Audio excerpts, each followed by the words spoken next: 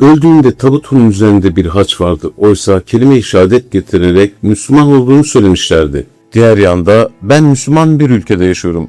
İslam'ın her şeyi bana ait diyen koca bir çınar. Peki 500'den fazla filmde sert karakterleri canlandıran bu adam neden 10 yıl boyunca her gün dükkanında gizli gizli ağladı? Vatan borcunu ödemeye gittiğinde neden eline silah yerine kazma kürek verildi? Bugün Yeşilçam sinemasının yüzüne en aşina olduğunuz isimlerinden birini sizlere anlatıyorum. Kenan Pars. İyi seyirler.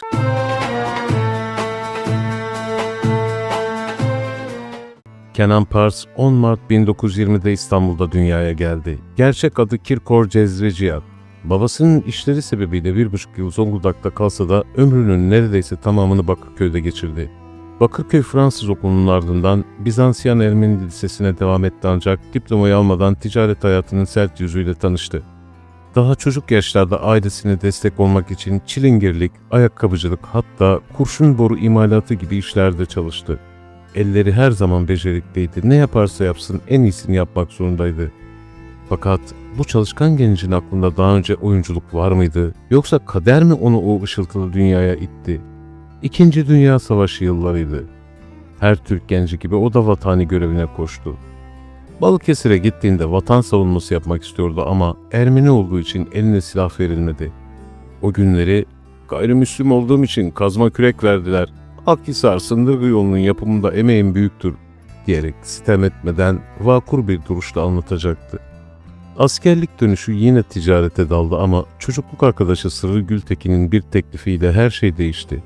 1953 yılında Lütfi Akad'ın Öldüren Şehir filmiyle kamera karşısına geçtiğinde henüz 33 yaşındaydı.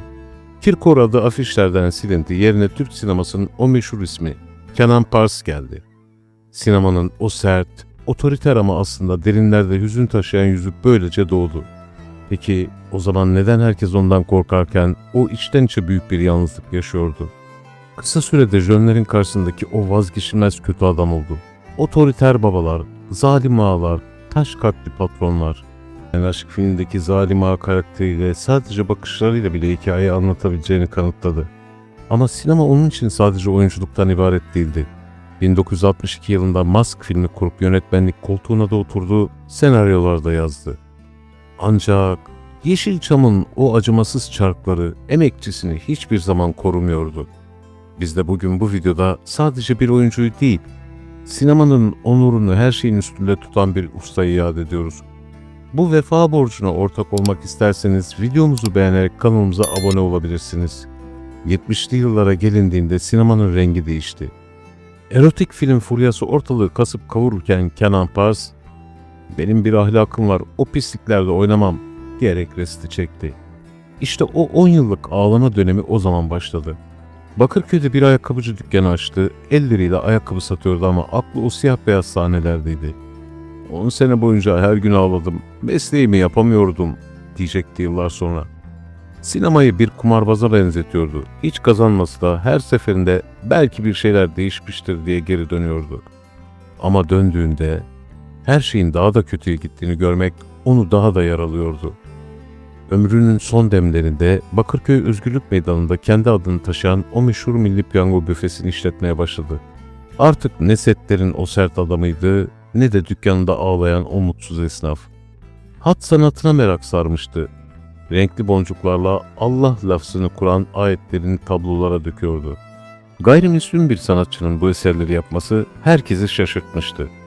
Oysa "Ben Müslüman olmasam da İslam adına bir şeyler yapmam gerektiğine karar verdim" diyordu. Kendi torununa bile kelime-i şehadet getirmesini bizzat kendisi öğretmişti. Sizce bir insan iki inanç arasında bu kadar samimi bir köprü kurmayı nasıl başarmıştı? Takvimler 10 Mart 2008'i gösteriyordu. Tam da 88. doğum gününde hayata gözlerini yumdu. Kızı Çiğdem, babasının son 2 gününü kelime-i şehadet getirerek ve besmele çekerek geçirdiğini söyledi. Cenaze töreni ise tam bir Araf hikayesi gibiydi. Tabutu bir Müslüman cenaze aracıyla getirildi ama tören Bakırköy Ermeni Kilisesi'nde yapıldı.